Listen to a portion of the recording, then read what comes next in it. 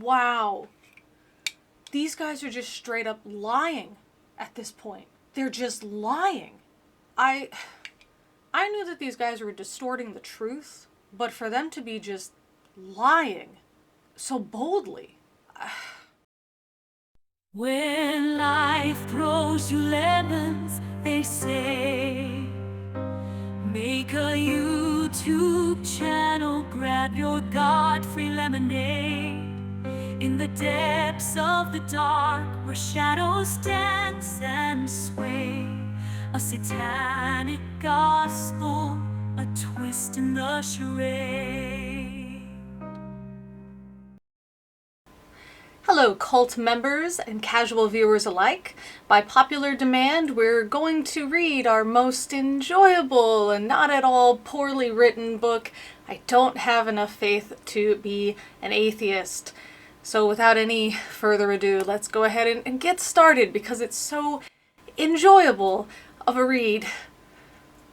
Today we'll be starting in on Chapter 9. And we actually get a wonderful little preview of what chapters 9 through 12 are going to cover, so let's go ahead and read through that. Number 1, truth about reality is knowable. Number 2, the opposite of true is false.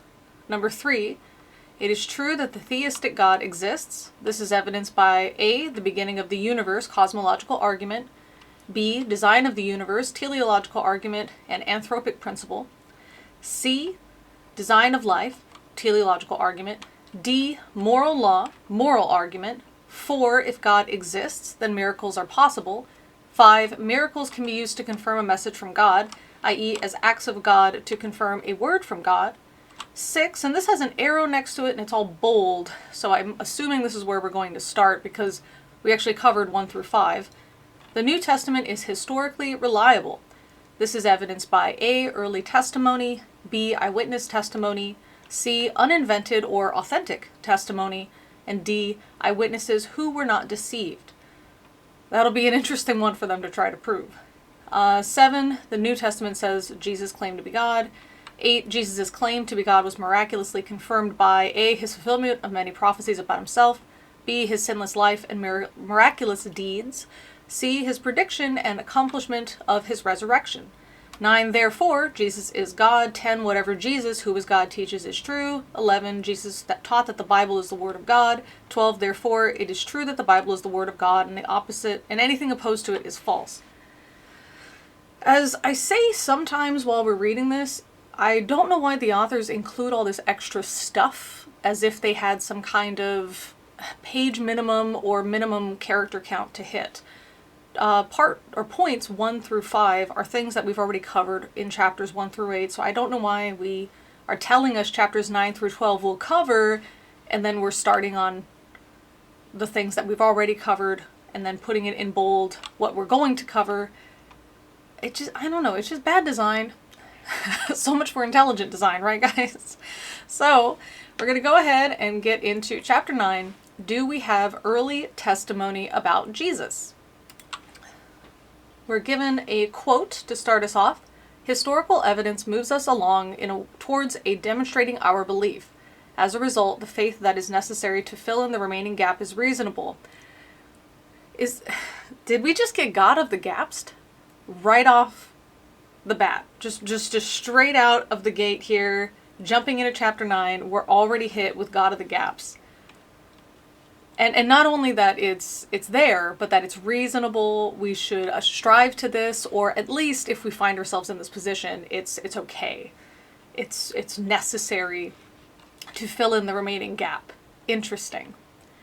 So our first section starts off, the Gospel according to non-Christians. In AD 66, or 66 CE, which is not written in the book, Jews in Palestine initiated a revolt against the Roman Empire that, to put it mildly, the Romans did not appreciate. The emperor sent troops, led by General Vespasian, to squash the rebellion and regain control of rebel areas. In 67, Vespasian laid siege to the rebel town of Yodapata in Galilee. In the 47th day of that siege, a young Jewish revolutionary chose to surrender to the superior Roman army rather than commit suicide, a fate many of his countrymen had chosen. That young man won favor with Vespasian and was later taken to Rome by General Titus, Vespasian's son, after Titus destroyed Jerusalem and the Jewish temple in 70. That young man was Flavius Josephus, from 37 CE to about 100 CE, who ultimately became the greatest Jewish historian of his time. Josephus began his historical writings in Rome while serving as a historian for the Roman Empire Domitian. It was there that he had authored his autobiography and two major historical works. One of those works is his now famous Antiquities of the Jews, which he finished in about AD 93. In Book 18, Chapter 3, Section 3 of that work, Josephus, who was not Christian, wrote these words: "At this time, which is the time of Pilate, there was a wise man who was called Jesus. His conduct was good, and he was known to be virtuous. And many people from among the Jews and the other nations became his disciples. Pilate condemned him to be crucified to die. But those who became his disciples did not abandon his discipleship. They reported that he had appeared to them 3 days after his crucifixion, and that he was alive, accordingly that he was perhaps the Messiah, concerning whom the prophets had recounted wonders." That wasn't Josephus's only mention of Jesus. In another passage from Antiquities, Josephus revealed how the new high priest of the Jews, Ananus the Younger, took advantage of a gap in Roman rule to kill James, the brother of Jesus. It was AD 62. The Roman governor Festus died suddenly in office. 3 months elapsed before his successor Albinus could get to Judea, allowing ample time for Ananus to do his dirty work.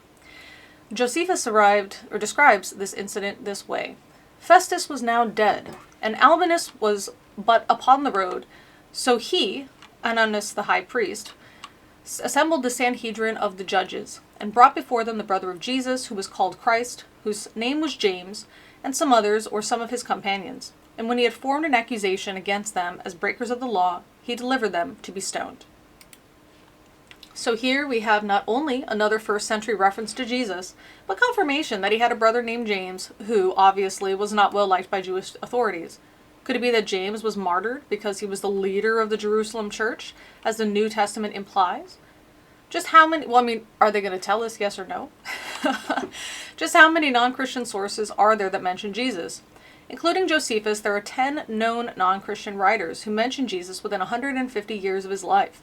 By contrast, over the same 150 years, there are 9 non-Christian sources who mention Tiberius Caesar, the Roman emperor at the time of Jesus. So, discounting all the Christian sources, Jesus is actually mentioned by one more source than the Roman emperor. If you include the Christian sources, authors mentioning Jesus outnumber those mentioning Tiberius 43 to 10. So, a couple things with that. Back when I was Christian, that was one thing that we had clung to, was this idea that Josephus wrote about him. Josephus was a historian, he was a Jew, he didn't have any kind of agenda to write about Christ, and yet here he's writing about Christ, obviously supporting us. And I remember never looking it up, just accepting it. And when somebody had asked me to prove it, that's when I looked it up and found, oh, actually Josephus isn't saying anything profound or confirming that maybe he witnessed the resurrection or something, as I was led to believe was the case back when I was in church. It's just that Josephus mentioned pretty much what was stated here in the book, that, yeah, there's some Christians and they believe some stuff. That's pretty much it. That is in no way a confirmation of the deity or godhood that is Christ. And that's, I don't know, I felt lied to at that point. It was heavily stated, repeated, and implied that Josephus had verified the resurrection, that he was the guy that we could look to as a source outside the Bible, as a non-Christian source that is going to show us that even the non-Christians have to accept that Christ is Christ, that Jesus is the Messiah, he did do those miracles, he did resurrect, he did go up into heaven, and really all that's written is what was written here, that Josephus acknowledges a cult is forming. That's not really special. That's not really telling us much about him. And this idea here about the Roman emperor not having as many sources, well, there's a couple reasons for that. Number one, there's likely people that are told to do this as a job, so they're scribes. These are people that are going to write about Tiberius, where a lot of the stuff that we find about Jesus, these Christian sources, they're written by people that aren't necessarily in the government. These are people writing about their beliefs or just kind of stuff that's happening in the just among the people. That's kind of like saying that there's more writing found about Beyonce than there is about any given president. Therefore, Beyonce must be really important and must have done all these things that people claim. All it really means is that more people are writing about her because it's more interesting, or more interesting for the average person. They're more connected to it, or they've been to her shows, something along those lines. It doesn't mean that there's anything wrong with the authors that wrote about the president. It also doesn't mean that there's anything more valuable that we can find, or that Beyonce is a more valuable figure in history than a president, right? Or more influential figure than a president.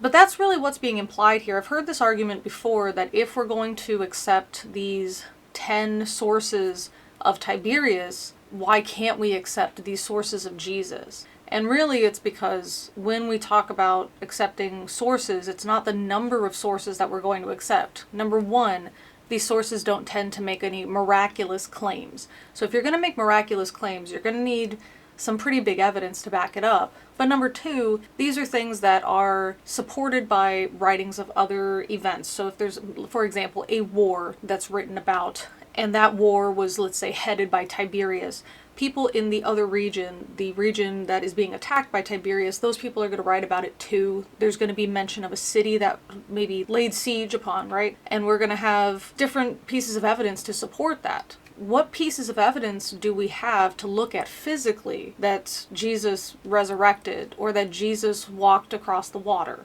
And there's none. So this is why just having a bunch of sources doesn't really mean anything other than the person was popular. So if we want to say that it was popular for people to write about Jesus more so than Tiberius, okay. But that doesn't mean that Jesus did all these miraculous things. And I think that's where Christians kind of don't understand. It's this idea that if we're going to believe in these emperors, then how come we can't believe in Jesus? It's not that people are saying Jesus never existed. It's the ideas of his deity that are being called into question. And so let's see if the authors provide anything to address that, or if they're just going to have us take a leap of faith. Some of these non-Christian sources, such as Psellus, Tacitus, and the Jewish Talmud, could be considered anti-Christian sources. While these works do not have any eyewitness testimony that contradicts the events described in the New Testament documents, they are works written by writers whose tone is decidedly anti-Christian. What can we learn from them and the more neutral non-Christian sources? We can learn that they admit certain facts. I love that they use admit. It's like they're hiding it, they're trying to lie and be deceitful, but even they have to admit. The authors are really deliberate with their words. So they have to admit certain facts about early Christianity that help us piece together a storyline that is surprisingly congruent with the New Testament. Piecing together all 10 non-Christian references, we see that Jesus lived during the time of Tiberius Caesar. He lived a virtuous life. He was a wonder worker. He had a brother named James. He was acclaimed to be the Messiah. He was crucified under Pontius Pilate. He was crucified on the eve of the Jewish Passover. Darkness and an earthquake occurred when he died. His disciples believed he rose from the dead. His disciples were willing to die for that belief. I wonder what they're going to use for that one. That one's highly contentious. Christianity spread rapidly as far as Rome. His disciples denied the Roman gods and worshipped Jesus as God. In light of these non-Christian references, the theory that Jesus never existed is clearly unreasonable. How could non-Christian writers collectively reveal a storyline congruent with the New Testament if Jesus never existed? But the implications run even deeper than that. What does this say about the New Testament? On the face of it, non-Christian sources affirm the New Testament. While the non-Christian authors don't say that they believe in the resurrection, they report the disciples certainly believed it. So what? There are people who believe that Taylor Swift is the best musician that's ever lived. That doesn't mean that she is. Sorry, Swifties. Since, as we have shown, the existence of God and the possibilities of miracles is firmly established through natural revelation, and the general story of Christ in the early church is affirmed through the non-Christian sources, did the miracles of Christ actually occur as the disciples claim? I wonder what they mean about general story of Christ. What we ran through here, that Jesus lived, had a brother, people believed in him, this is nothing about, I mean, for me, as a former Christian, I would say some of the crucial parts of the general story of Christ is that he was born of a virgin, and they had to hide him so he wouldn't be killed when Herod did the slaughter of the innocents, which we don't find anywhere in history. So those are some of the parts that I would maybe say are are general parts, or that he went around and preached and his family didn't like it, but he didn't care, that he gathered a lot of people that followed him and left their jobs to follow him. That's nothing that we've seen in this list either. Those are things that I would say are pretty general and important to the story of Jesus. Also, that he was crucified, rose from the dead, was seen by many, and then was taken up into heaven.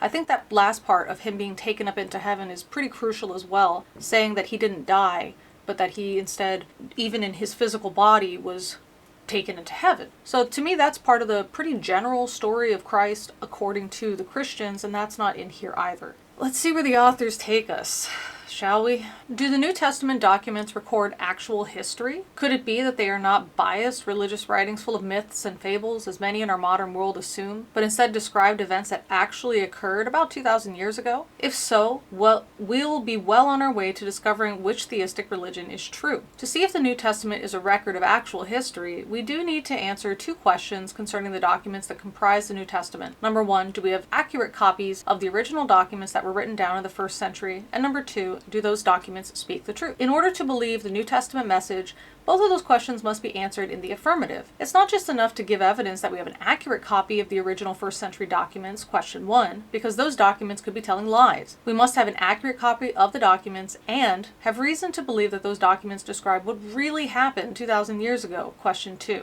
Let's begin with question one. I'd rather begin with question two, personally. Question one, do we have an accurate copy?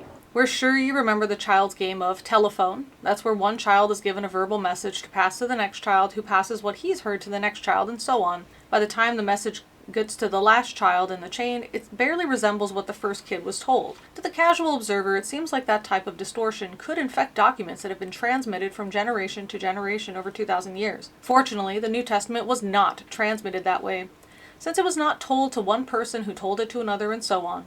The problem from the telephone game does not apply. Numerous people independently witnessed New Testament events. Many of them committed it to memory, and 9 of those eyewitnesses and contemporaries put their observations in writing. I'm going to argue about that numerous people independently witnessed New Testament events. Why do the authors believe this? Is it because they were told in the writing that these were, for example, that upon the crucifixion or death of Jesus, the dead came out of their graves, went into town, and were seen by many? Is where they're talking about independent witnesses that were just told that there were independent witnesses? It reminds me of, there's this person who does a lot of YouTube videos and is a known liar. Not only is a known liar because some of the things that she says are documented to be false in her videos from previous times, but sometimes she'll even make videos explaining that she lied. But while she lies, one of the things she says is, you can ask any of my friends, you can ask my mom, you can ask my girlfriend, as if any of us have access to these people. And so it's a very interesting way to try to claim that you're telling the truth by saying, well, everybody knows it, or a lot of people witnessed it, or you can ask anybody, but we can't ask anybody. So when they say that numerous people independently witnessed this, but only a few of them wrote it down, how can we really say, oh yeah, I'll go check with this guy who's not able to read or write, who died 2,000 years ago? So it's really a useless piece of, I don't know if I would say information, I would say a piece of the puzzle, to use the author's terms. It's really a useless piece of the puzzle because it doesn't really help us. Unless we can find those independent other witnesses and their written testimonies, it doesn't really do us any good that some of the authors said, yeah, lots of people saw it, you can ask anybody. At this point, we need to clear up a common misunderstanding about the New Testament. When we speak of the New Testament documents, we're not talking about one writing, but about 27 writings. The New Testament documents are 27 different documents that were written on 27 different scrolls by 9 different authors over a 20 to 50 year period. These individual writings have since been collected into one book that we now call the Bible. So the New Testament is not just one source, but a collection of sources. There's only one problem. So far, none of the original written documents of the New Testament have been discovered. We only have copies of the original writings, called manuscripts. Will this prevent us from knowing what the original said? Not at all. In fact, all significant literature from the ancient world is reconstructed into its original form by comparing the manuscripts that survive. To reconstruct the original, it helps to have a large number of manuscripts that are written not long after the original. More manuscripts and earlier manuscripts usually provide more trustworthy testimony and enable a more accurate reconstruction. Great. Hopefully they'll tell us that we had dozens of these things to look through and that they were all written at the same time. How did the New Testament documents fare in this regard? Extremely well. Far better than anything else from the ancient world. In fact, the New Testament documents have more manuscripts, earlier manuscripts, and more abundantly supported manuscripts than the best 10 pieces of classical literature combined. Here's what we mean. More manuscripts.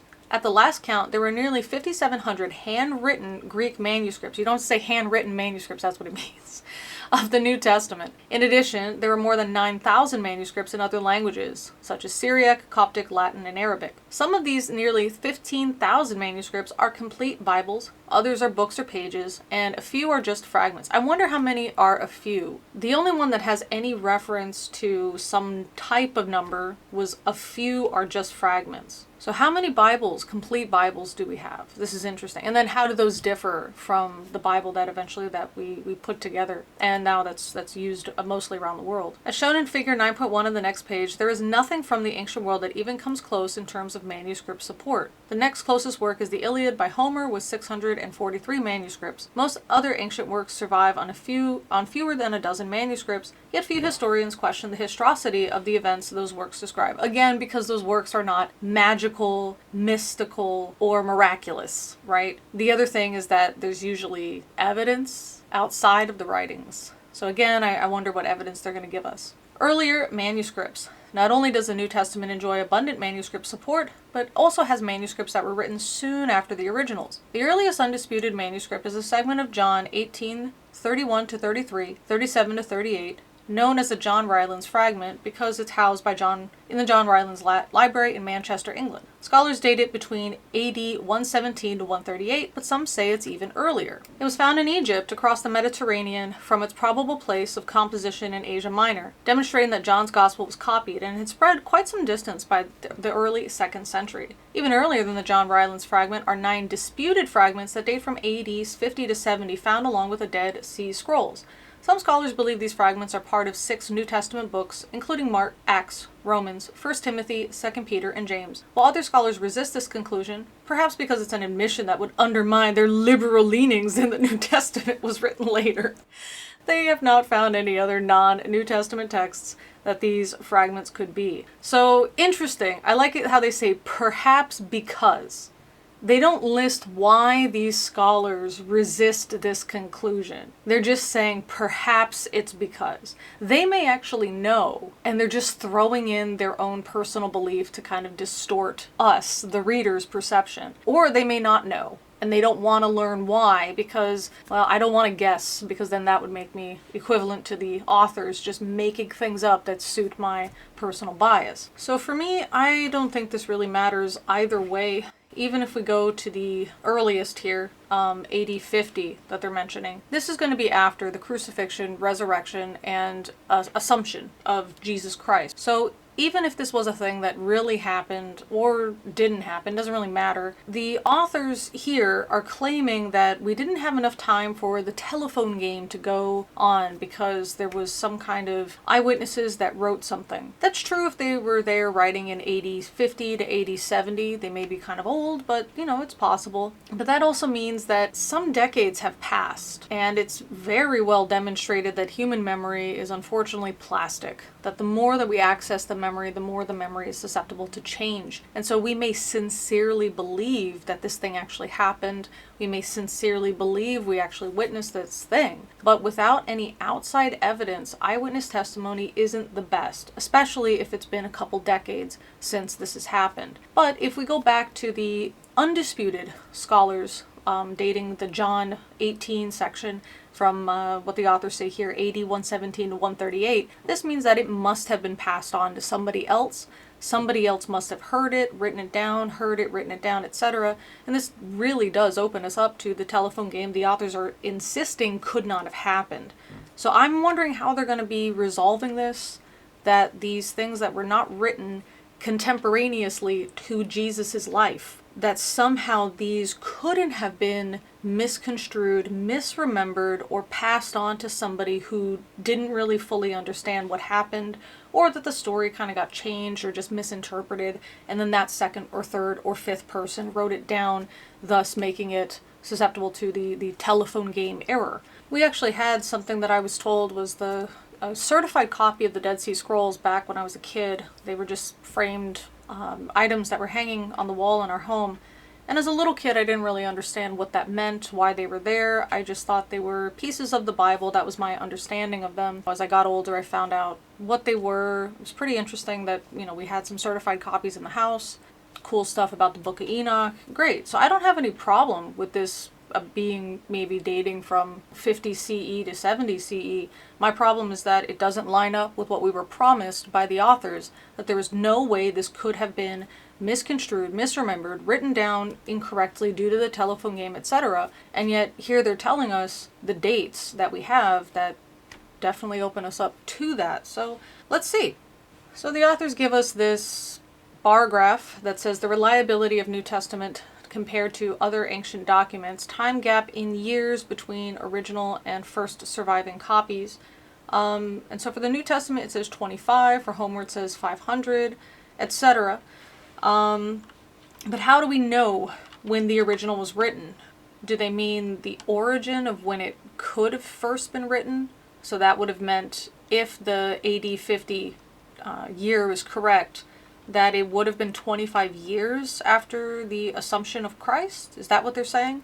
So from the origin point, because we don't know when the first original was written if we don't have the originals to compare it to, so this must be what the authors mean, right? From the event, not the original writing or the first writing, because they already told us we don't have those. I don't like how we have to guess what the authors are meaning. It makes me feel either they are not good writers, which, but the other option is that they're asking us to fill in the gaps because they know how they've led us, how they've set this up to make us think. There's only one conclusion for us to draw based on the framework they've already given us, but they're not going to come out and specifically say it because that would be a lie. That could be demonstrated false. That's what I'm worried about, that they're asking us to kind of fill in the gaps and figure out what they mean because they know they can't write down exactly what it is. That's where my concern is. Is it just that they're bad writers, or is it that they're deliberately being deceitful? So those are our choices. If you have a third option, please let me know.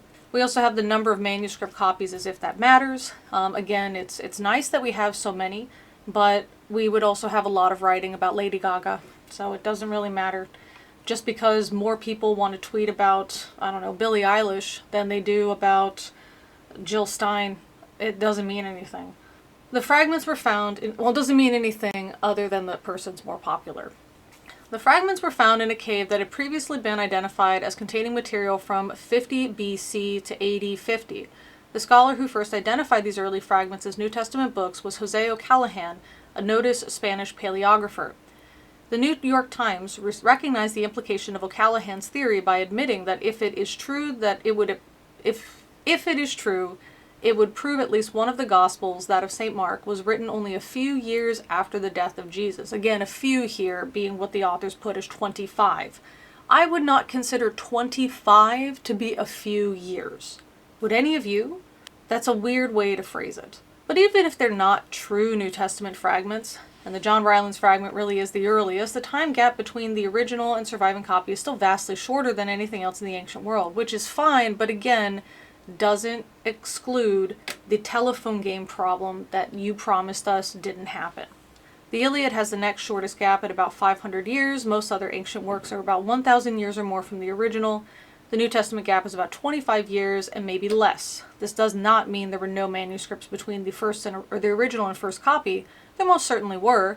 It simply means that those manuscripts have decayed, been destroyed, or are still undiscovered. Okay, so cool. But again, we're We're left with just numbers they're throwing at us to kind of distract us. This reminds me of when they were talking about the different encyclopedias that our genome would fill, as if that meant anything. As if that because there's a lot, we should be impressed and therefore think it's complicated and therefore come to the same conclusion that this complicated thing had to be deliberately handcrafted by a perfect deity. Just because there's, 25 years is a lot of time. Maybe less is also a lot of time for the telephone game to happen, for misremembering to happen. I don't know why they're trying to dazzle us with these dates or with these years, as if we would have forgotten what they just wrote a couple pages ago. How old are the oldest surviving manuscripts of complete New Testament books? Manuscripts that are complete New Testament books survive from about 80 to 100. How about the oldest manuscripts of the entire New Testament? Most of the New Testament, including all of the Gospels, survives from 250, and a manuscript of the early New Testament, including Greek Old Testament, called Codex Vaticanus, survives from about 325. Several other complete manuscripts survive from that century, and those manuscripts have spelling and punctuation characteristics that suggest that they're from a family of manuscripts that can be traced back to 80, 100 to 150. If these numerous and early manuscripts were all scholars had, they could reconstruct the original New Testament with great accuracy. But that also makes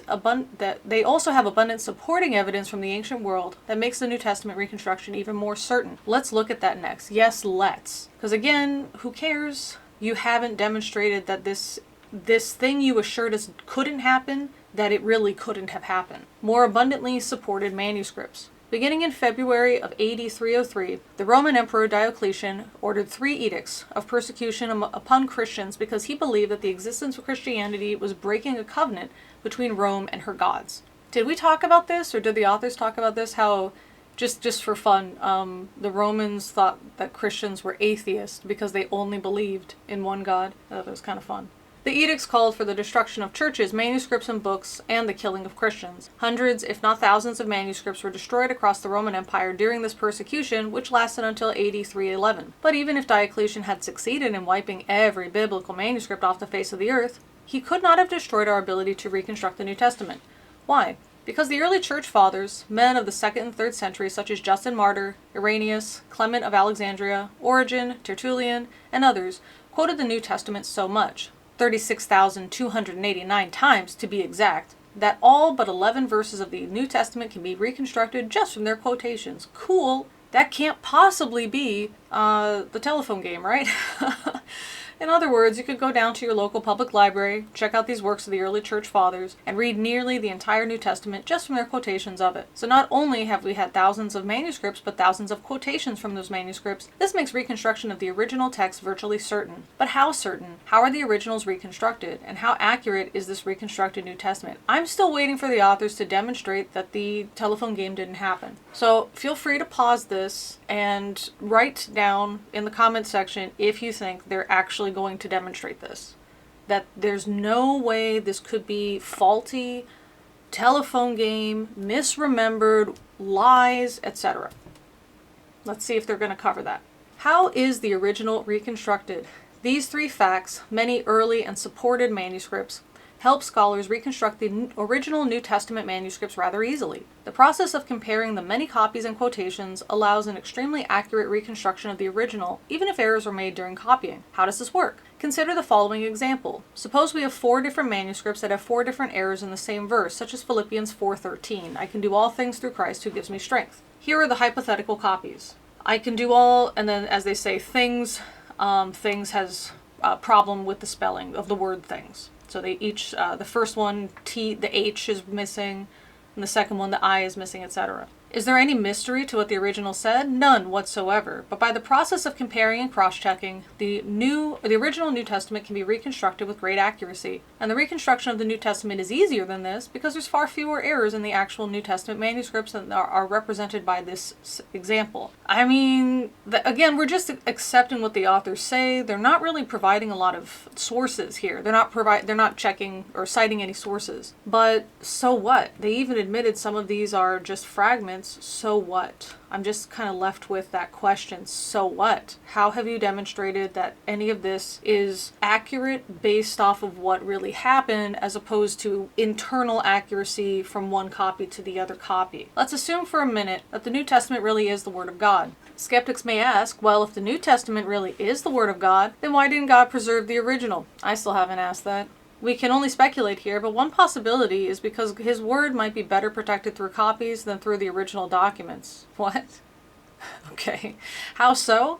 Because if the original were in someone's possession, that person could change it. But if there's copies that spread all over the ancient world, there's no way one scribe or priest could alter the word of God. Well, you didn't answer the question. Why didn't God preserve the original? I mean, you could still have a bunch of copies and the original. Why are they turning this into a false dichotomy that we would only have one original versus many, many, many, many copies? Not only are they speculating, but they're coming up with they're answering it in a way that they didn't even ask it, but they're the ones asking the question, so they could have framed the question the way that they want to answer it, but they didn't even bother to do that. That's how lazy these authors are. Oh, man. This is something. So the copies can be spread out. Alright, so as we've seen, the process of Reconstruction allows variants and changes from copies to be identified and corrected rather easily. So ironically, not having the originals may preserve God's word better than having them. No! You don't. Why do you have one or the other? You didn't explain why you've turned this into a false dichotomy. These guys are terrible communicators. They're just awful. They wrote this down. Hopefully they checked it, right? They spot checked it at least, and then they gave it to an editor, and nobody caught that this was so badly written. Wow. How accurate is the Reconstruction? Do you think that nobody caught how bad it was, or do you think that the authors didn't care? Do you think that an editor really did say, you know, you guys weren't really clear with this. Do you want to, here are some ways that I thought we might change it, or you guys can address that yourselves? And they just said, nah, we're good. Which one do you think? Do you think that they didn't catch it, or that they did and they were so arrogant they thought, well, whatever, or lazy? How accurate is the Reconstruction? In order to address the issue of accuracy, we need to clear up misunderstandings many critics have concerning, quote, errors, end quote, in the biblical manuscript. Some have estimated there are about 200,000 errors in the New Testament manuscripts. First of all, they're not errors, but variant readings, the vast majority of which are strictly grammatical, such as punctuation and spelling. Second, these readings are spread throughout nearly 5,700 manuscripts, so the variant spelling of one letter of one word in one verse in 2,000 manuscripts is counted as 2,000 errors. Okay, well still, we're not addressing my question still. Textual scholars Westcott and Hort estimated there's only 1 in 60 of these variants has significance. This will leave a text 98.33% pure. Philip Schaff calculated that, of the 150,000 variants known in his day, only 400 changed the meaning of the passage, only 50 were of real significance, and not even one affected the article of faith or precept of duty, which is not abundantly sustained by any other and undoubted passages, or by the whole tenor of the scripture teaching. Didn't they just say that if one guy had a copy, the original copy, that he could change it and do whatever he wanted? And yet here we are, and so that's why it's better, because more people looked at it. But now they're looking at this guy, Philip Schaff, who's one guy, and they're just taking him at his word. That because this one guy says, well, it doesn't change anything, really? They're like, yeah, this guy said so it's okay.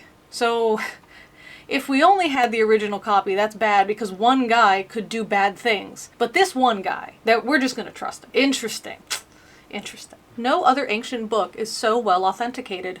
The great New Testament scholar and Princeton professor Bruce Metzger estimated that the Mahabharata of Hinduism is copied with only about 90% accuracy and Homer's Iliad with about 95%. By comparison, he estimated the New Testament is about 99.5% accurate.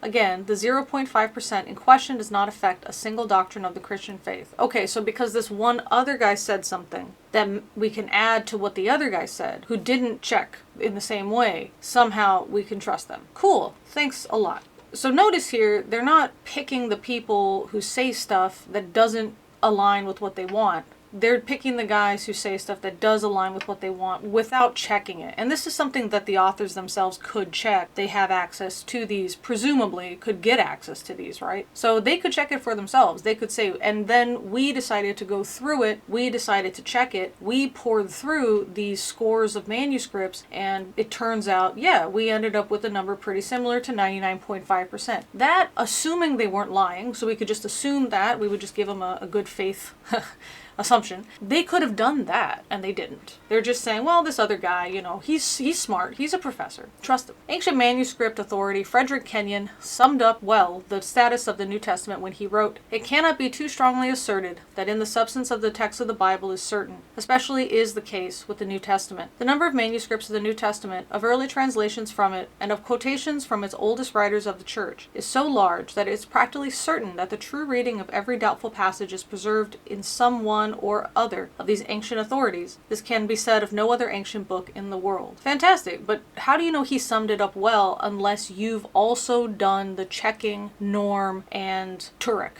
What was his name? David Turek? I don't know. I forgot his name. I'm so frustrated.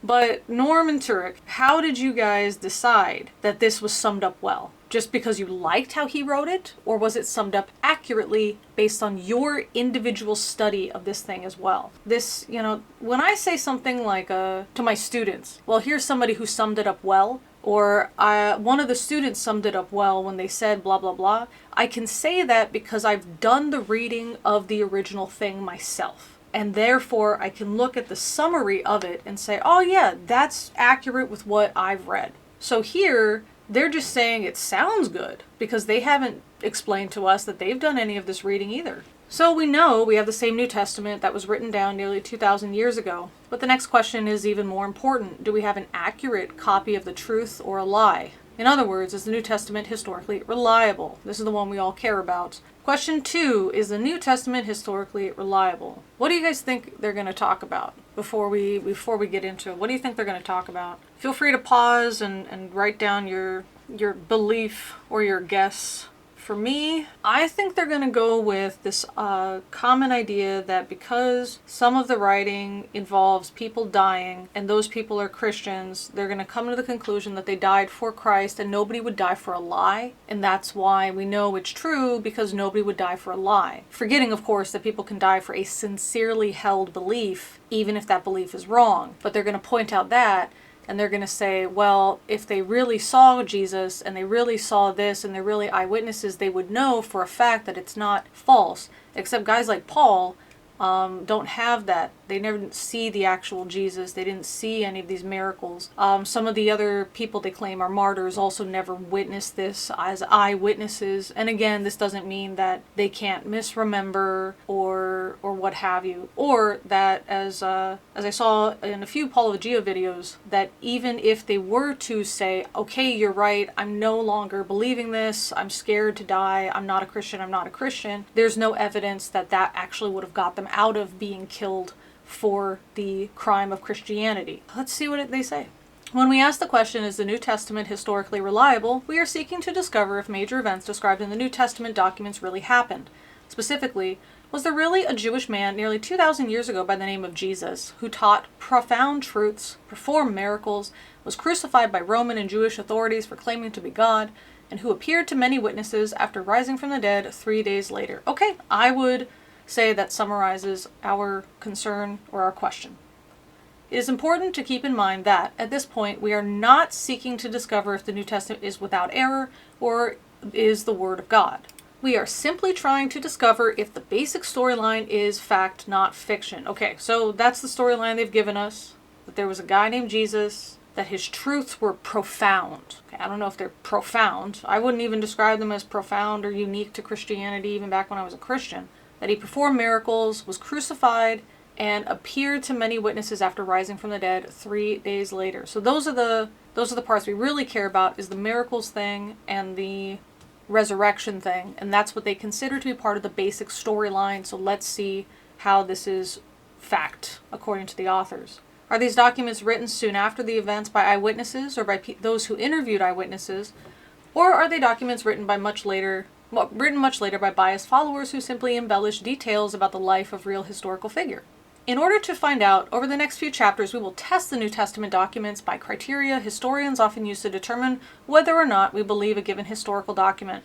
We'll refer to these criteria as historical tests. They include, before we even get into this, remember There's no historian who's gonna say anything miraculous or physics breaking about a historical figure. So the stuff that they use about historical tests, these are not things of like, oh yeah, Muhammad split the moon in two, and because they match our historical test, we can see that these are miraculous things. These are miraculous claims. So whatever they're gonna say as historical tests, this is going to be something that they really are going to have to maybe add something to, because we're now asking not only did this happen, but is this thing that's totally never happened before or since a thing that really did happen? In other words, how do we confirm a miracle? Not only a miracle, but if it's true, the most significant miracle of human history. I don't think the typical historical test is going to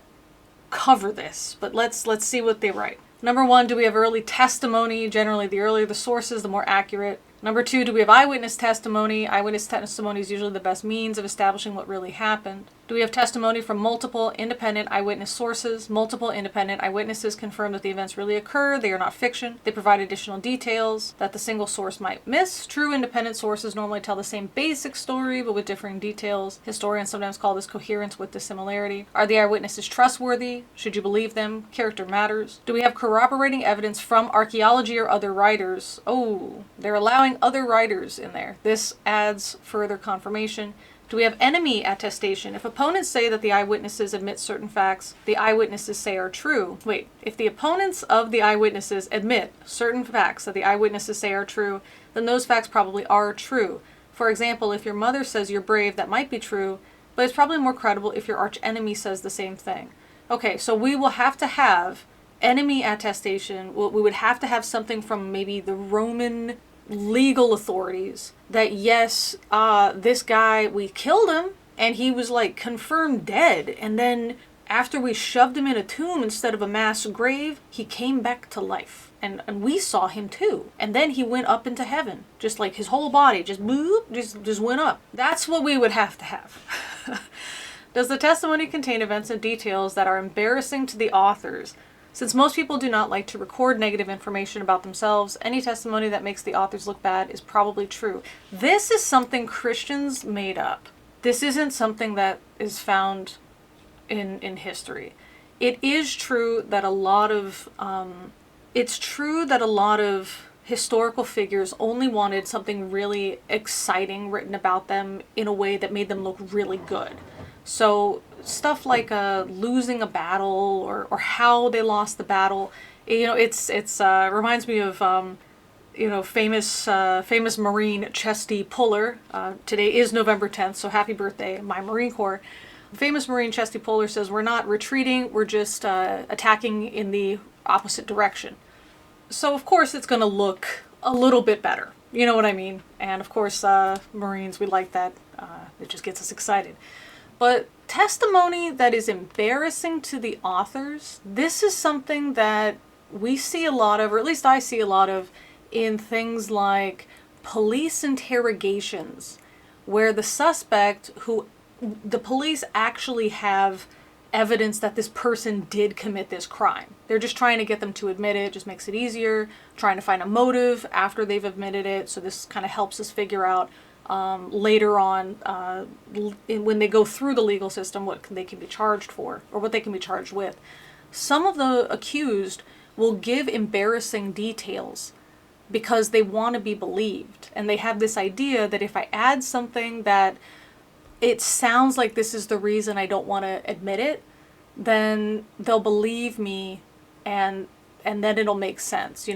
Something like, well, I couldn't have done it, and then they keep asking why, and then they come up with this lie, such as, I was cheating on my girlfriend, that's why I couldn't have murdered my girlfriend, because I was cheating, and it's just so terrible, I didn't want to admit it, I didn't want you guys to think the wrong thing about me, etc. And it's totally untrue. This guy was there killing his girlfriend, maybe he's cheated on her before, but that is not an alibi that he can use.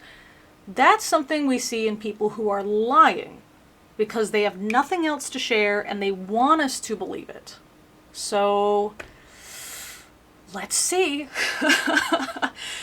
In most cases, documents that meet all or most or all of these historical tests are considered trustworthy beyond a reasonable doubt.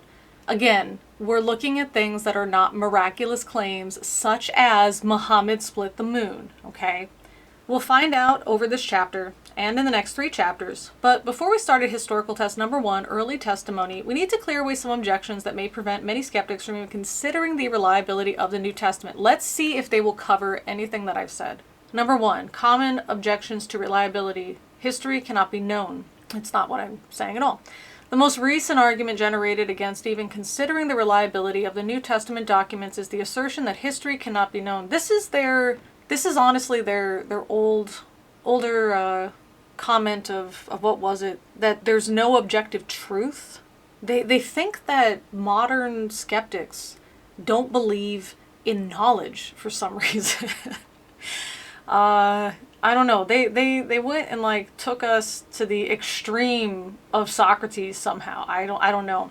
Ironically, this objection normally comes from the same people who say they know that the first life generated spontaneously from non-living chemicals and that all subsequent life evolved from the first life without intelligent intervention. Okay. Again, no citation, just whatever. They are absolutely sure about that history, despite the fact that there are no eyewitnesses or corroborating data for those events. Well, I mean, to be fair, I don't think those are the same. One of them we're talking about a written history. The other one we're talking about we can go back through the genome.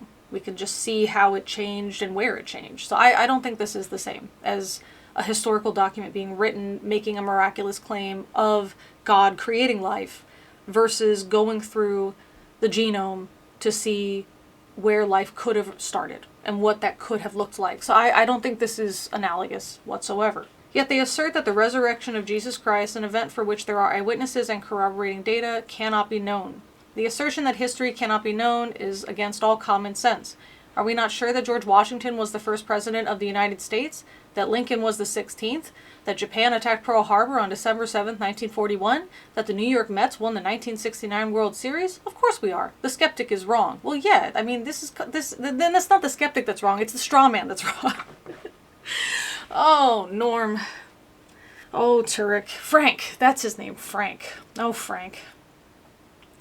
We can and do know history. In fact, if we can't know history, then we can never detect historical revisionism or historical propaganda, both of which assume there's an objective history that can be known. Why can't someone have knowledge of a past event? The skeptic may say because you don't have access to all the facts, to which we respond, and the scientist can't know anything either because they don't have access to all the facts. This is obviously absurd. It is. I've never heard anybody make this argument other than Christians coming up with a straw man. What about for you guys? While we don't have access to all the facts, we may be able to gather enough of them to be reasonably certain about what happened. Part of the confusion involves a failure to define what it means to know. Since we can't go back in time and witness historical events again, our historical knowledge is based on probability. In other words, we use the same standard a jury uses to determine if a defendant committed a crime, beyond a reasonable doubt. If history cannot be known, then no jury could ever reach a verdict. After all, a jury makes a judgment about guilt or innocence based on the knowledge of some past event. But again, if we said that if it was being argued by the defense that the person who is being accused, the defendant, couldn't have committed the crime because at the time they were traveling through different dimensions. It's probably the Christian defense, I guess. That they were traveling through different dimensions. This is something that would be have to be really demonstrated, right? This wouldn't be something where the jury would say, oh, well, I guess this is reasonable. I mean, they had evidence, like, they wrote about it a lot, and also when they wrote it down, other people replied to it, so other people knew about it, and other people retweeted it, so those people also made a copy of the original manuscript, which means that they also were there copying it. And also, when this happened, allegedly, Christian said that this was happening and claimed to live stream it, and there were people that were part of the live stream, and they saw changing lights in the background. Therefore, we have many eyewitnesses to the fact that Christian traveled interdimensionally. Would any jury say, oh yeah, that makes sense. No, they would need something big, right? They would need some evidence beyond some people wrote about it too, and some people claim they saw it too. That they would need way more than that. Historians must discover past events, just like police and forensic scientists do, by piecing together evidence and interviewing eyewitnesses. And they also know that eyewitnesses are not the best source. And when they do, they often use the 7 historical tests we've just identified above. Again, the one that we talked about, the embarrassing details, this is the part where they kind of pick at because it's indicative that they are probably lying. So, we're lost it here. All right. Finally, if we cannot know history, then skeptics cannot claim Christianity is untrue. To say that Christianity is untrue, the skeptic must know history. Why? Because every negation implies the affirmation. So again, they don't understand the difference between I don't believe in Christianity and Christianity is not true. Or I need you to prove it to me versus I actively do not believe it. Every negation implies an affirmation. To say that Jesus didn't rise from the dead, the negation, the skeptic must know what actually did happen to him, the affirmation. Or how about prove it? You have the burden of proof. That's not the negation. In the end, skeptics are caught in a dilemma. No, your straw man is caught with its pants down. That's the best you got, your straw man. If they say history cannot be known, they lose the ability to say evolution is true. They're not the same. And Christianity is false. Again, asking for evidence is not the same as saying it's false. If they admit history can be known, then they must deal with the multiple lines of historical evidence for creation and Christianity, such as ... The New Testaments contain miracles. Skeptics usually charge the New Testament contains miracles, therefore much of it has to be legend. No, I didn't say that, right? I said because it contains miracles, because you're trying to tell us that these miracles really happen, you need something other than the typical standard that you wrote down. Those 7 things, with number 7 not being the case. We've already answered that objection. No, you haven't. Since God exists, miracles are possible. So what? Even if that's true, which you haven't demonstrated, even if it's true, that doesn't mean that Jesus is God and that Jesus did those miracles. Or even if Jesus is God, that Jesus did perform those miracles. That doesn't, you have to independently show these things happened. You can't just say, well, if a God that we've defined into existence exists, as we've defined him, then of course he can perform miracles because we've defined that. So because that God is defined into existence based on our personal belief system, then miracles are possible. It still doesn't mean miracles happen. Still doesn't. So you gotta... How do they not see this? How are they not... Do you think they paused at all and thought, these are pretty bad arguments? Do you think they question their faith at all? Like, do you think other people believe this, Norm? Well, Frank, I'm not really sure. I mean, this is really getting me to think. Yeah, what should we do? Pray about it? Yeah, we should pray about it. And then they go pray about it together, bolstering each other and reminding each other they can't drop this belief because otherwise they'd be out of a job. And as we'll see in chapter 13, the events in the New Testament are in a context where miracles are not only possible, but were predicted. So the inclusion of miracles does not negate the historicity of the New Testament documents, but may actually strengthen their historicity because they record predicted events. Yeah, nobody could have just written them down because they knew about these predicted events, right? The New Testament writers were biased. The great skeptic David Hume said witnesses should be unbiased if we're going to consider them credible. So when skeptics look at the New Testament documents, they often ask, how can you say they're reliable when they're written by people who were the converted? They are biased accounts, written by biased people. It's true that the New Testament writers were biased and converted people, but that doesn't mean they lied or exaggerated. Indeed, their conversion and bias may have actually driven them to be more accurate. Let's see why. A few years ago, a so-called documentary about Jesus on a cable TV channel led off with this comment from the narrator. Most of what we think we know about Jesus comes from the New Testament Gospels, Matthew, Mark, Luke, and John. But we can't trust those books for accurate information because they were written by the converted. Notice there's no source cited here. That's interesting.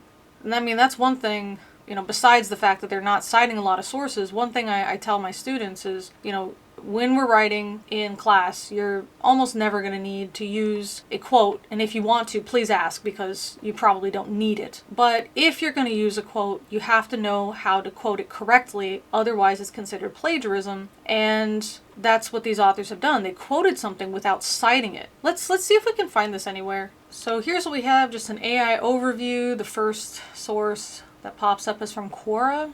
There's People Also Ask. There's Reddit. Our Christianity. Let's see if we add the word documentary to it. Oh, it looks like maybe I didn't put the quotes correct since the book had quotes, and then we'll add documentary. Huh. There's one source. And the source is I don't have enough faith to be an atheist from studylive.net. That's it.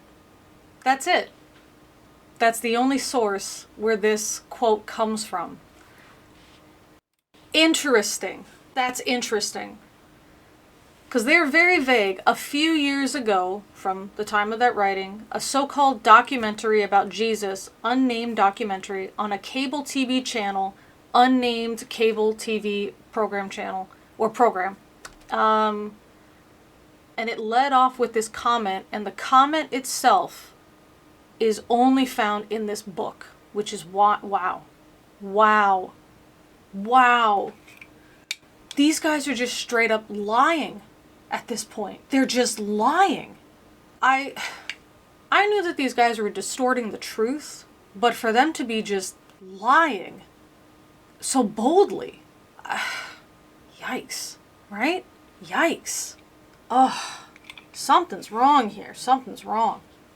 Now, what's wrong with that logic? Well, besides the fact that you just made it up, you disgusting, just dishonest, ugh. What's wrong with that logic is that it fails to ask the most important question. Why were they converted? Indeed, the first and most important question is not, what were the beliefs of the New Testament writers? The first and most important question is, why did they convert to these new beliefs? In other words, why did the New Testament writers suddenly abandon their livelihoods and treasured religious traditions for these new beliefs? Again, we haven't addressed anything that we were promised at the start of this chapter. I still don't understand why they think wordiness... Is it that wordiness is close to godliness? Is that where we're at? Because that's what it seems like. You don't win anything. Are they just trying to distract? Is that what they're doing? They're giving us something at the beginning of the chapter and then just trying to distract us from the original point so much that we forget why we started reading this chapter in the first place and what they were supposed to show us. I, Frank, posed that question to a couple of black Muslims during a radio debate not long ago. I'm just, you know what, unless there's a source being cited, I'm just not going to believe it. And I'm going to believe that you're lying. Because after that, after including a quote that doesn't exist except in your book, I cannot assume that you're telling the truth for the rest of this, unless a source is cited. And then even then, we still have to check the source because I can't guarantee that you're not going to lie about what the source says too. That's what you've done. Frank and Norm, you have officially lost my trust in you as authors. The basic good faith that I was giving to you, that you were at least relaying accurate pieces of information that perhaps we disagreed how you were interpreting it, I at least gave you that these pieces were accurate, and now this, that it's straight up a quote, and it never existed? Disgusting. Absolutely disgusting. So I'm just going to straight up believe that Frank is making this up again. Because it's a couple of black Muslims. Doesn't say who they are. A radio debate. Doesn't say where, what the topic of the debate was, which radio program it was on, not long ago. Again, not a year, a month, nothing was given. Like traditional Muslims, black Muslims do not believe that Jesus went to the cross, so there's no way he could have resurrected. With this in mind, I asked them, why did the New Testament writers suddenly convert from Judaism to believing that Jesus rose from the dead? One of them said because they wanted power over the people. Again, we can just assume that Frank is a liar. I said, what power did the New Testament writers gain by asserting that Jesus rose from the dead? The answer is none. In fact, instead of gaining power, they got the exact opposite: submission, servitude, persecution, torture, and death. They had no answer. Yeah, because they don't exist. and then ask them the question in a different way. What possible motive did the New Testament writers have to make up the resurrection story if it wasn't true? Again, they had no response. Why? Because they began to realize that the New Testament writers had every earthly motive to deny the resurrection rather than proclaim it. Oh, there it is. That's exactly what I said that they were going to argue, isn't it? That if it wasn't true, they would have denied it. But because they didn't deny it, it therefore must have been true. So, there it is. Well, at least I called it. You know, I didn't make up that argument. They could have found it somewhere. They didn't have to lie about a radio show with black Muslims. Why they gotta be black? Did he have to make that up too? I don't know why he would have to do that. I guess it's to show that he's a man of many colors of lies, I guess. I don't know. Why would you have to include that? There was no motive or incentive to make up the New Testament storyline. Last time we checked, the promise of submission, servitude, persecution, torture, and death would not motivate anyone to make up such a story. The New Testament writers certainly had no reason to make up a new religion. Well, I don't think they wanted that, personally. I think that Jesus, from how we may gather that he has existed, was just like a Jewish cult leader. That's it. I don't think that any cult leader starts off wanting to make a new religion. They kind of started off as like, this is the real way for us to follow the religion we're already following, and it becomes kind of an offshoot of that religion, like a part two, not a separate religion altogether. We have precedent for this, like in Buddhism. There was no desire to create a religion of Buddhism. The idea was just, let's try to help people that are in poverty or suffering by having them do nothing, which was, I don't know if that's the right solution, but kind of boils down, oversimplified, but boils down to what it was. But still, the idea wasn't to start a new religion. And yet here we are. So, I don't think that we're making up a new religion. I think it's just they followed what this guy said. Maybe they believed it for whatever reason that people believe in cult leaders. For whatever reason you believe in me. And that's it. I don't think it's special. I mean, is it really unique to claim that sometimes people believe things that go against what they were raised to believe? No. We saw a huge explosion of this, like in the 60s and 70s, in these different cults that came up, the so-called New Age movement. These were lots of people from different parts of the world that had given up their traditions because they wanted something different. And that was a way that a lot of these people were reached. Just this idea that I want something more meaningful in my life, or I want to be more impactful to the world in a positive manner. And I don't feel like my current tradition, my current religion, my family's religious tradition, I don't feel like that's getting me any closer to this goal I want to achieve. So they convert to these cults. I don't think there's anything special about Jesus or his followers. When we look at it in that light, I don't think there's anything unique or special in that respect. So for me, they had no reason to make up a new religion. I don't think they realized they were, necessarily. We must remember that all of them, with the possible exception of Luke, were Jews who firmly believed they were already in the one true religion. Well, not necessarily, right? Not necessarily. I mean, maybe with Saul, who became Paul, but even still, who saw that, right? How many people said, yeah, Paul totally had this happen. No, Paul's totally a liar. It's kind of like we have to take his word for it. And he's the type of guy that kept saying stuff like, many people witnessed, but then didn't name anybody or said, hey, go check it out. It's one of those, like that YouTuber that I mentioned who lies a lot, and they say, well, you can ask my family, or everybody saw it, or it was like this. You could ask anybody I went to school with, but never mentions which school they attended from which year to which year. And that nearly 2,000-year-old religion asserted that they, the Jews, were the chosen people of God. Why would the Jews who converted to Christianity risk persecution, death, and perhaps eternal damnation to start something that, one, wasn't true, and two, elevated non-Jews into an exclusive relationship they claimed to have with the creator of the universe? Well, why does anybody join a cult? The end. And unless the resurrection actually happened, why would they almost immediately stop observing the Sabbath, circumcision, the law of Moses, the centrality of the temple, the priestly system, and other Old Testament's teaching? Again, why does any person believe that their cult leader can perform miracles? Why does any person who joins a cult believe this new set of rules and give up their old set of rules. I mean, this is, again, not profound, not unusual, very, very typical of cults. This is very typical of cults. The New Testament writers had to have witnessed some very strong evidence to turn away from those ancient beliefs and practices that had defined who they and their forebears were for nearly 2,000 years. Converted people are not objective. This is another skeptic's argument that Norm and Frank are giving us. At this point, the skeptic might protest, but since the New Testament writers were converted, they can't be objective. Nonsense! People can be objective even when they aren't neutral. Really? Like you guys that are just lying? Right? I think it's funny, too, because they're trying to argue that we can trust that these things in this old writing are true because the people who believe stuff, they're not going to make it up, right? They're not. They're just not going to make things up. And here they are making it up. And that's okay. They can be objective, you know? They're not going to insert their beliefs just because. And here they are lying because they can't be objective, because they want to support their beliefs that they can't support with evidence.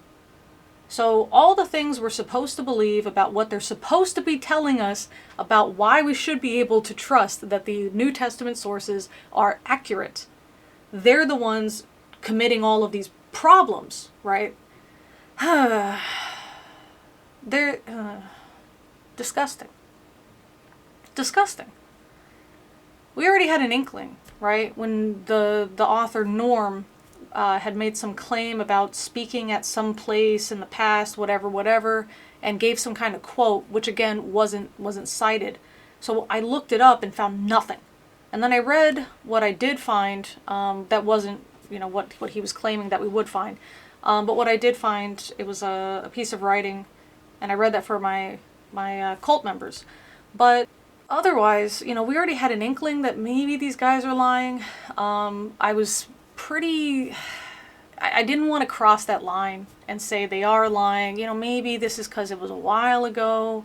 Norm is the older of the two guys. Maybe this wasn't well documented. But they're mentioning this was a very recent and common or widely seen documentary. And there's nothing. The only result that comes up is their book. The only result that comes up, singular result that comes up, is their book. Interesting.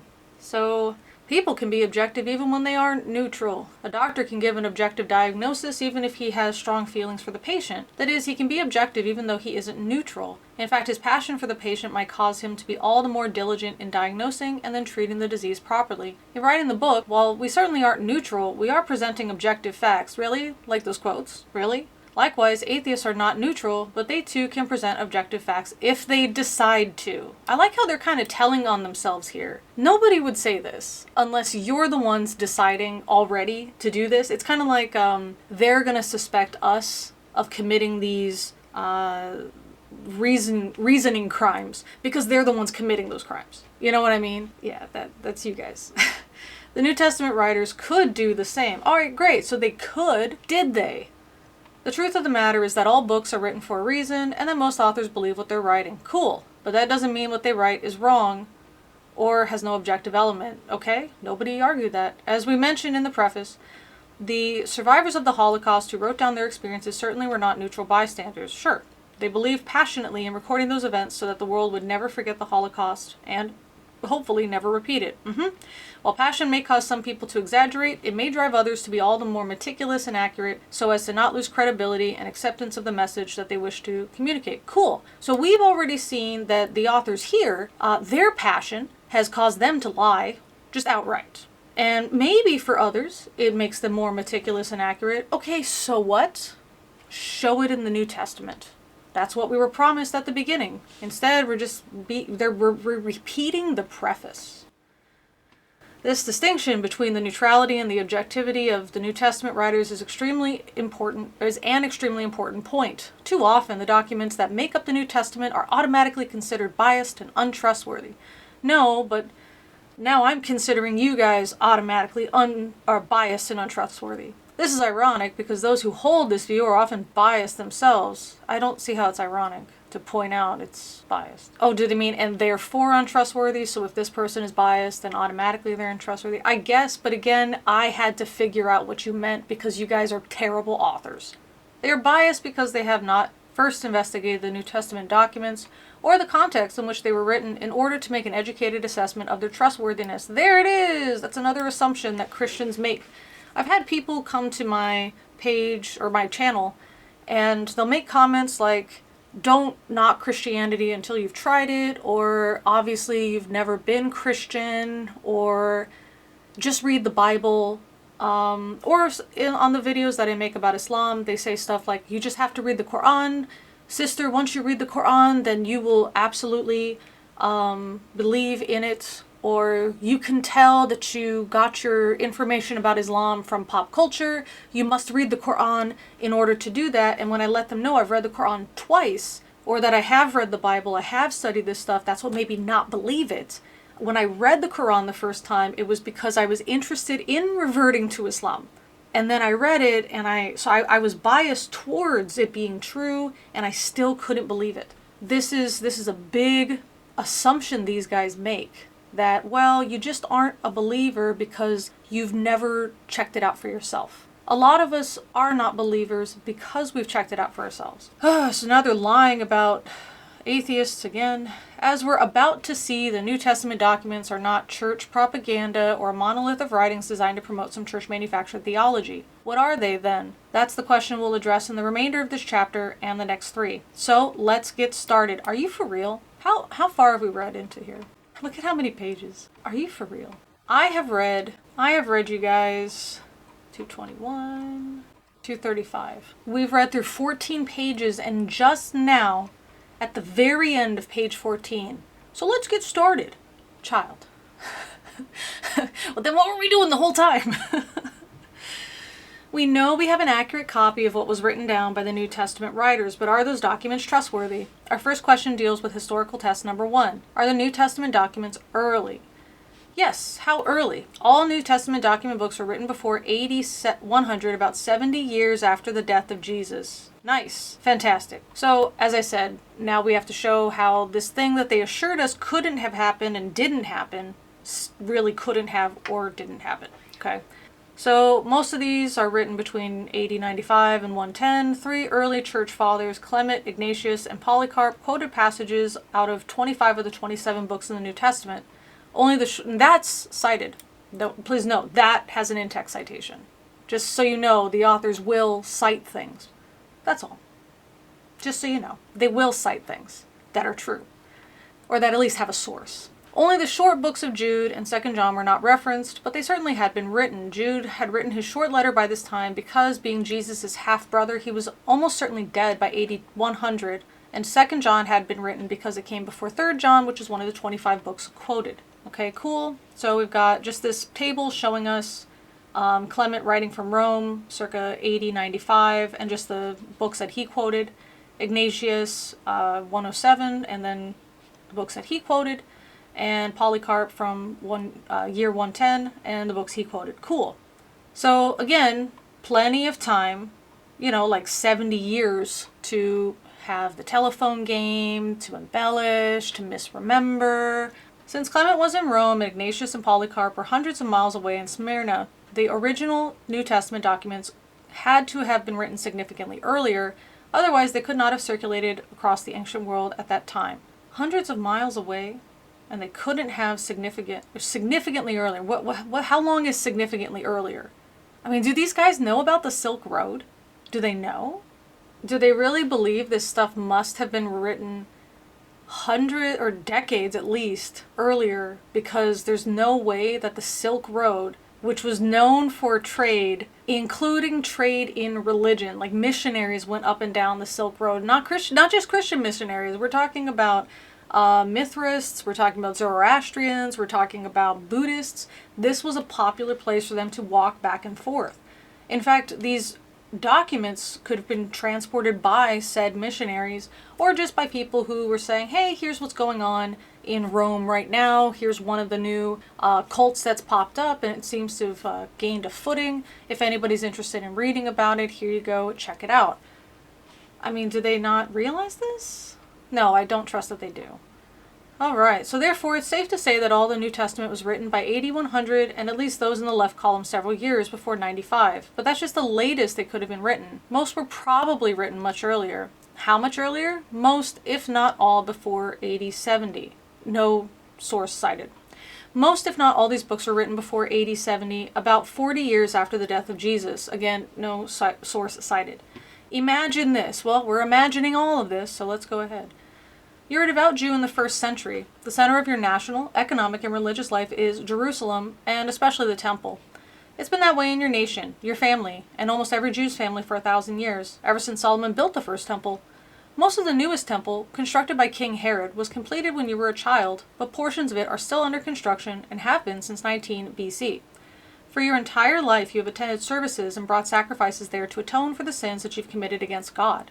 Why? Because you and your countrymen consider this temple the earthly dwelling place of the God of the universe, the maker of heaven and earth, the very deity whose name is so holy you dare not utter it.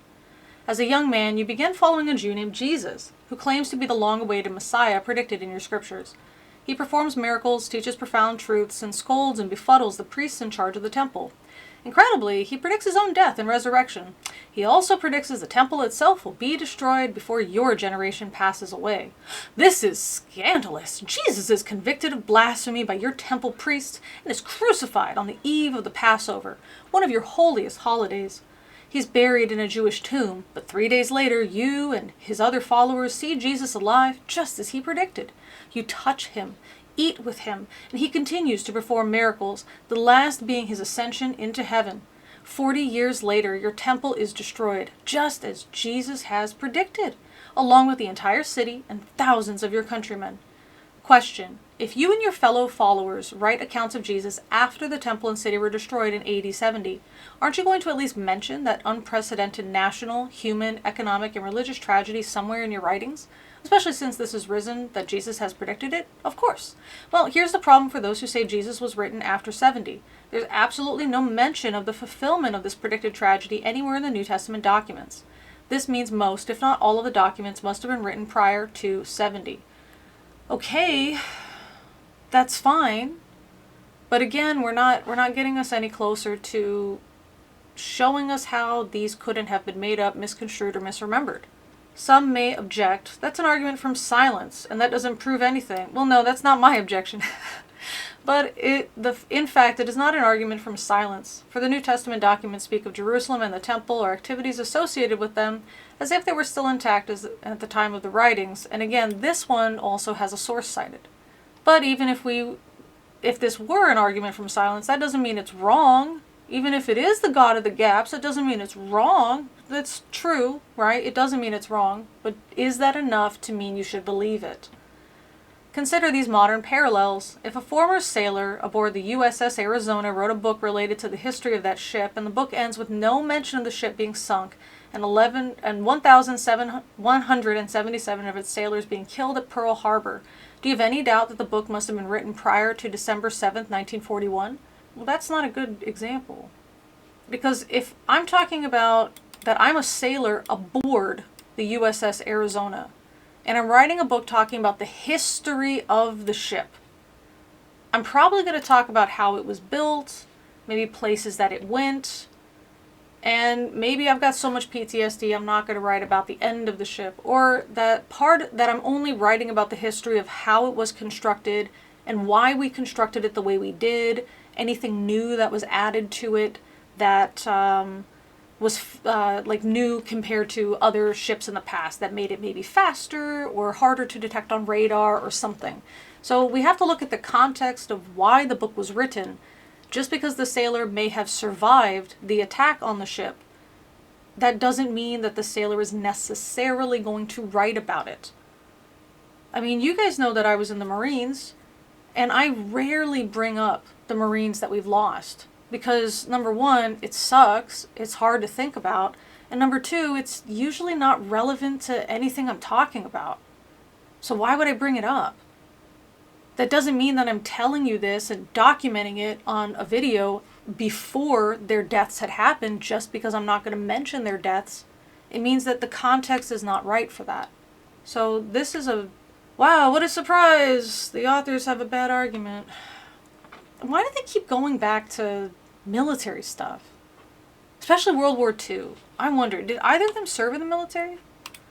So I couldn't find anything about Norm having served in the military, but it looks like Frank did. It says Turek was raised Catholic, this is from his Wikipedia page, but he became Protestant during his time as a naval flight officer in the U.S. Navy after being recommended apologetic books written by Josh McDowell, in particular, Evidence That Demands a Verdict, and More Than a Carpenter.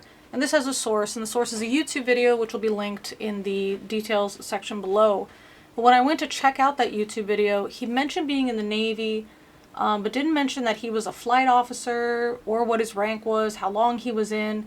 He mentioned that he was raised Catholic, but by the time that he graduated from Catholic high school, he had no idea who Jesus was, and that he was convinced to become Protestant through apologetics.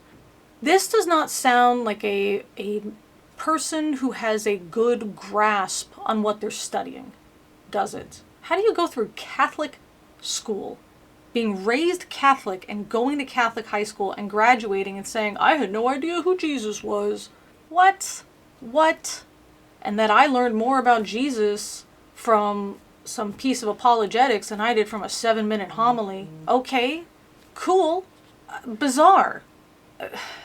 Anyway, I guess that's why they talk a lot about the military, but I mean, I don't know. I doubt how long he was in, what he did, etc., but I mean, that might be why he talks about that for so much. Or if a former tenant of the World Trade Center wrote a book related to the history of those buildings and the book ends with the towers still standing, there's absolutely no mention of the towers being destroyed and nearly 3,000 people being murdered by Muslim terrorists. Do you have any doubt that the book must have been written prior to September 11th? Of course not. Well, yeah, if you specifically say it ends with the towers still standing. While the disaster in AD 70 in terms of lives, property, and national scope was many magnitudes greater than Pearl Harbor and 9/11, it marked the end of such a terrible war that Josephus, who himself surrendered to the Romans in 67, called it the greatest war of all time. Again, this is a cited source.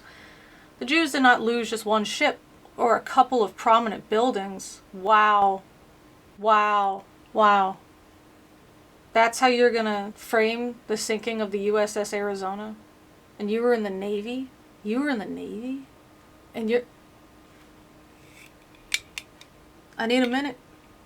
I got words and they all start with F and none of them are Frank. But they're all for Frank.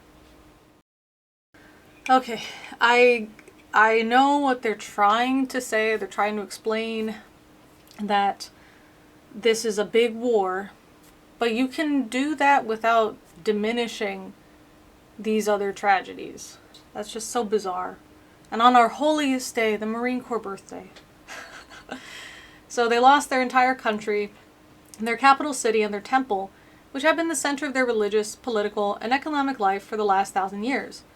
In addition, tens of thousands of their countrymen were dead, and hundreds of their villages burned to the ground. So, if we would expect tragedies such as Pearl Harbor and 9/11 to be mentioned in the relevant writings of today, we certainly should expect the events of AD 70 to be cited somewhere in the New Testament, especially since the events were predicted by Jesus. But since the New Testament does not mention these events anywhere, and suggests that Jerusalem and the Temple are still intact, we can conclude reasonably that most, if not all, of the New Testament documents must not have been written prior to 70. Must have been written prior to 70. Well, how much earlier? Alright, cool. So we're getting it to compose before AD 62, about 30 years after the death of Jesus. Imagine this. You guys, are you okay with me not reading this out? Because this is a lot of reading. The book, or the video we're making is already pretty long, and we're not getting us any closer to what we wanted. I'm just going to skip this. I'm going to get us to... Because they're talking about what?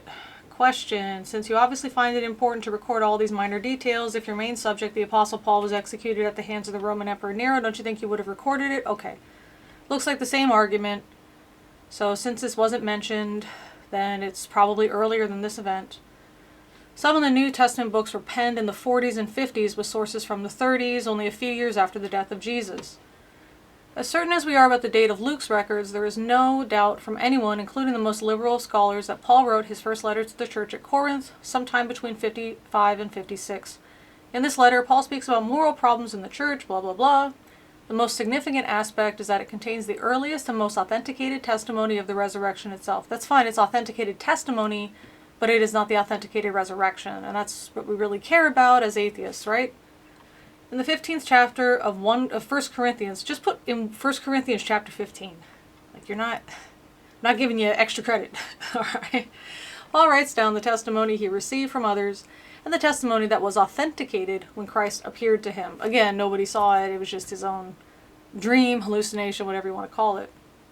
For I delivered to you as of the first importance what I also received, that Christ died for our sins according to the Scriptures, and that he was buried, and that he was raised on the third day according to the Scriptures, and that he appeared to Peter and then the 12. And after that he appeared to 500 brethren at one time, or more than 500 brethren at one time. Sources, trust me bro. Most of whom remain until now, trust me bro. But some have fallen asleep. Then he appeared to James, and then to all the apostles. And last of all, to one untimely born, he appeared to me also. Cool. For the Bible tells me so, right? Where did Paul get what he received? He probably received it from Peter and James when he visited them in Jerusalem 3 years after his conversion. Why is this important? Because as Gary Habermas points out, most scholars, even liberals, believe that this testimony was part of an early creed that dates back to the resurrection itself, 18 months to 8 years after, but some say even earlier. And again, this also has a source that it cites. There is no possible way that such testimony could describe a legend because it goes right back to the time and place of the event itself. I mean, do these guys do they not realize that legend can be built very quickly, like an urban legend, you know? The urban legend of Slender Man, that was built very, very quickly. And it's something that lasts even through today. But that was something that was just invented on the internet in a few, I don't know, couple weeks or so, if that. So what? So they're saying it's no possible way it can describe a legend. Okay, what if it just describes a popularized belief? So what? If there ever was a place that a legendary resurrection could not occur, it was Jerusalem, because the Jews and Romans were all too eager to squash Christianity, and it could have easily done so by parading Jesus' body around the city. But you wouldn't have to. He's crucified. You wouldn't even have to put him in a tomb. He's crucified, and then you dump him in a mass grave. That's the point of crucifixion, is that it was public. Like, you wouldn't have to parade, like, he was paraded around in the sense that he was publicly executed. Like, give me a second, guys. I guess the story of Jesus is not the only thing that Frank didn't pay attention to in high school, huh? Moreover, notice that Paul cites 14 eyewitnesses whose names are known, the 12 apostles, James, and Paul himself, and then references an appearance to more than 500 others at one time. Trust me, guys, just ask anybody in my school from back in middle school. Trust me, just ask. Included in those groups is one skeptic, James, and one outright enemy, Paul himself. By naming so many people who could verify what Paul was saying, Paul was, in effect, challenging Corinthian readers to check him out. Yeah, really? He was challenging them to go find these unnamed 500? Really? That's what he was doing? Again, it's exactly like, yeah, just ask any of my friends that you totally don't know their names and can't find. Just ask them. I'm challenging you. Biblical scholar William Lilly puts it this way. What gives a special authority to the list as historical evidence is the reference that most of the 500 brethren still being alive. St. Paul says, in effect, if you do not believe me, you can ask them. Such a statement in an admittedly genuine letter written within 30 years of the event is almost as strong evidence as one could hope for to get something. Do they really think that? They can't really believe that. They can't. They can't. You know, a lot of people saw this, so like, yeah, that's what he's saying. And they're like, yeah, this is whoa, this is really strong evidence, you guys. They said, go ask the people. Who are the people? They're the people. Yeah, go ask the people who saw. Yeah, they were the people. Where are they at? You know, they're just at the place. The people, like 500 or so. I mean, most of them are still alive, so you can still ask them. All right, cool. What are their names? You know, the people. The 500. The ones that are still not asleep. Those people. That's their strong evidence. That's it. If the resurrection had not occurred, why would Paul give such a list of supposed eyewitnesses? For the same reason that particular YouTuber does. because she's a liar and she wants to make it appear as if she's not lying. That's why. That's why she does it. She is a liar. So she says you can ask any group of people that are unnamed and they'll tell you thing that I'm lying about is totally true. Go ahead, just ask them. That's why she does it, because she's a liar. He would have immediately lost all credibility with his Corinthian readers by lying so blatantly.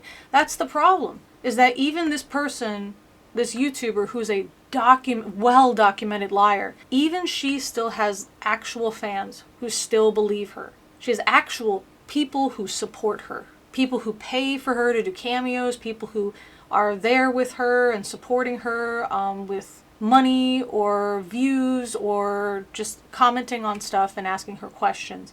These are people that still believe a person who should have lost all credibility with everyone. Because again, this is well documented, unlike what we have here. So if this well-documented liar can still have genuine supporters, then what about this writing here from Paul that is far less well documented? Of course, this is going to seem a little bit more truthful if you want it to be. And that's really where we're at. This is where that bias kind of comes in. If we want this to sound true, it's gonna be good. I mean, they're saying it's almost as strong evidence as one could hope for. I would say something stronger would be a non-Christian making this claim. That would be strong evidence, right? But for one guy to say, there's people, that's as strong evidence as one would hope for. You may as well just say I prayed about it and God revealed it to me. Bizarre. In addition to 1 Corinthians, there are numerous other New Testament documents written in the 50s or earlier. Again, we don't care. So what? We're trying to get us to where we're at. All right, Skeptics Advocate, the documents are not early enough. Again, you know what? Screw it. We're not even going to read this. Because who cares if they're early? We're talking about, can we believe them? Why not earlier? Okay, can we believe them? Can we believe them? Look at this. Why not more? Can we believe them? That's all we care about. Third, even if some of those 500 average people did write down what they saw, why would skeptics expect their testimony to survive for 2,000 years? It doesn't matter. Doesn't matter. Can we believe it? And now we're at the summary and conclusion. What? Okay, we're at page 248. Where do we got it? Where was our questions at? Do these documents speak the truth? Right? Okay, so I'm not hallucinating. It's not because I'm in growing amounts of pain, and sometimes my pain can make me think things that aren't true, right? It does say at the start of the chapter that we're going to look at, do we have accurate copies, and are those documents true? And then we get down to, what was it, 248? And we've covered they're old. We've covered maybe they were written down very recently after the death of Jesus. When did we cover that we can believe them? Is that it? Is that all we got? We do know the names of many of the 500. They include Matthew, Mark, Luke, John, Peter, Paul, and James, plus 9 who are named elsewhere as apostles, Matthew, 10, and Acts. We got the 9. Matthew, Mark, Luke, John, Peter, Paul, James. 16. We do know the names of many of the 500. 16.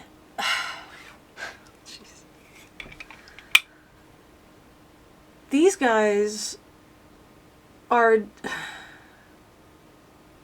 I can't think of a way to fully encompass the disappointment that I have in reading this as not only an atheist, but just like as a teacher.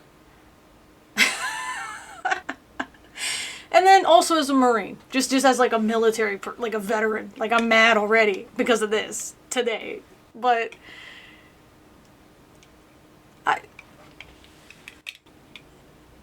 you guys, like this is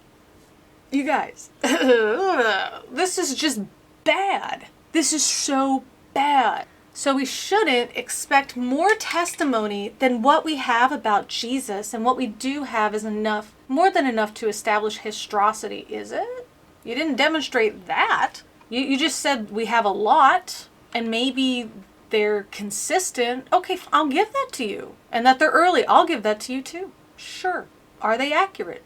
Haven't demonstrated that. Summary and conclusion. We have much more to investigate regarding the historicity of the New Testament, but we can draw two major conclusions at this point. Number one, we have an accurate copy. A.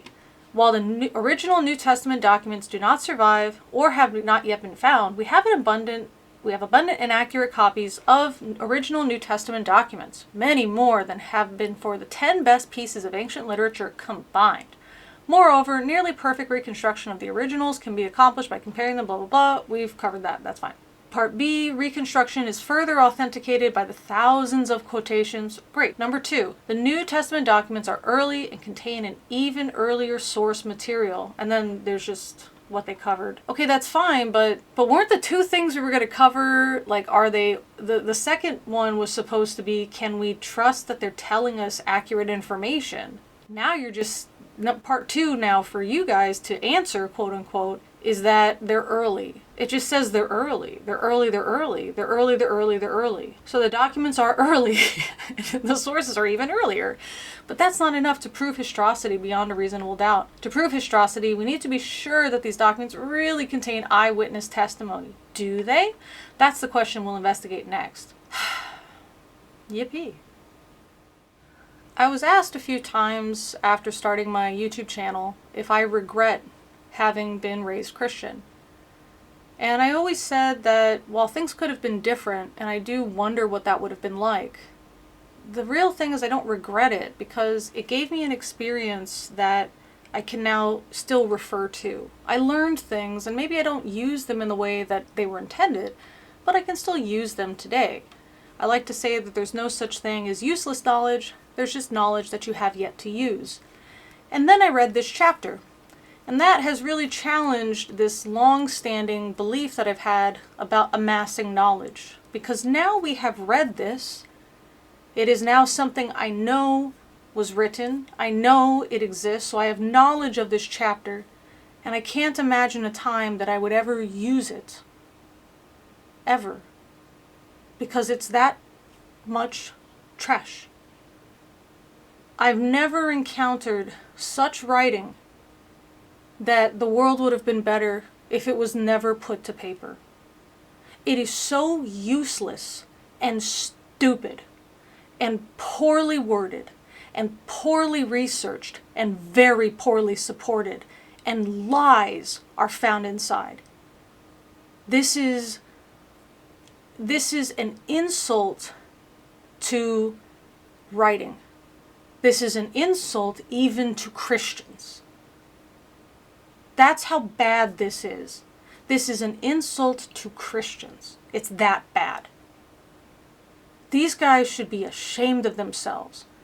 I know Norm has passed, but wherever he is, in whatever form, I hope he's ashamed of himself. This is so bad for so many reasons. I guess we'll see what happens in chapter 10. But this is... Every time I read a chapter, I'm disappointed, and I think that's the worst it's going to be. And then I read the next chapter. I mean, at least Jack Chick provides something fun to look at, and at least they're short. This takes a while to get us to where nobody was going. It's like paying somebody to drive you somewhere, and they just drop you off a cliff. You didn't ask them to be there. Or they leave you out in the middle of a field. This isn't where I was going. You didn't promise me we would be here. And yet here we are, at a useless destination, and now I'm stuck, having wasted my time in your vehicle and having to waste time trying to get back to where I actually need to go. This is so badly written. And I want to know what you guys have to think about it. Because maybe I'm just biased. Because I am frustrated having to read this. I'm frustrated having to sit down. I did take a couple breaks, moved around, stretched my back. But having to sit through this and knowing that it's causing me more physical pain just because of the state of my body, which is not related at all to the authors. But the fact that I had to sit through this and nothing was gained. I can't even use this talking to other Christians. You know what I mean? Like, it's that bad. I don't think any Christian of moderate intelligence would ever be this far off the mark that I would ever even have to refer to this to discuss anything with them. It's just, I resent the authors for writing this. It's not just that it's bad. It's that I resent them for writing it. But it's not their fault. It's not their fault that my back is busted. It's not their fault that we're doing the reading. So I guess I shouldn't hold that resentment in my heart. So, I guess that's the idea, I guess, of the lemon cult, right? We can have our sweetness and our sour, but if it's too sour, we can always just add more sugar to it, I suppose, or other sweetener. And so we can kind of look on the bright side, and not hold that angry bitterness in our hearts, and instead just think, well, that happened. It was a way to spend some of my day and to hopefully spend it with you guys. And if nothing else, hopefully it provided you guys some entertainment. And if it has done that much, then it at least has produced a net good. With that being said, if you do want to be part of the Lemon Cult, you can check out ways to do that in the details section below, as well as other ways just to check out stuff that I do on Twitter, Discord, or Instagram. Part of being in the Lemon Cult, that's just joining us here on Patreon. And for as little as $1 a month, you can gain access to some different stuff, but you can also join as a free member. Paid members do have access to the early release of videos without ads, and also to a monthly live stream that we have at the end of each month. So, yeah, hope to see you there. Hope to see you in the comments. Hope to see you on Discord. Hope to see you when I see you. But as always, thanks for listening. In this unholy chapel, hear the whispers of the night, where demons sing praises with voices deep.